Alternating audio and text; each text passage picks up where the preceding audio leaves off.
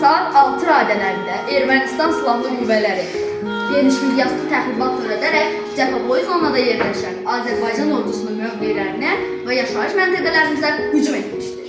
Bugün Azərbaycan ordusu Madagizdə Azərbaycan bayrağını qaldırdı. Möhtərəm cənab prezident, cənab Ali Başkomandan, əmrinizə uyğun olaraq məruzə edirəm ki, Cəbrayıl rayonu işğaldan azad olundu.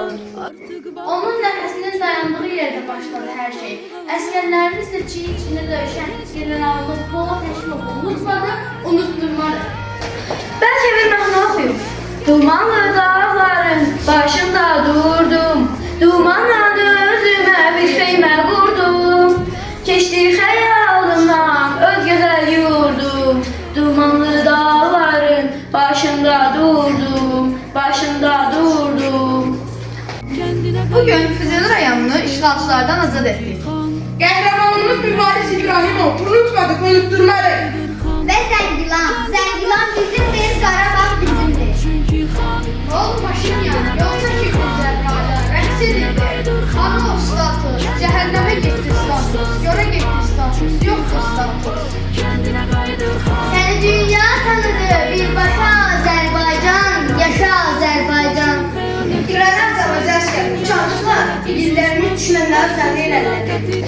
Və həmin briefingdə açıqlanıb ki, bəzi torpaqlarımız işğaldan azad olundu. Gözünüz aydın olsun. Hardan sənin oldu bizim Qarabağ? Adı sahibini demir mi aşkar? Xoşluqla verməzlər torpağı ancaq qanlı mühürləyib zorla alırlar. Quba şəhidlərini unutmayın. 49 şəhid. Uliyev Rəşad, Müftəliyev Mehran. Hacıyev İsmət Xələfov gəlir. Azərbaycan bu səfər qarşılı bütün dünya tutur. Qarabağ Azərbaycandır. Qarabağ Azərbaycandır. Qarabağ Azərbaycan.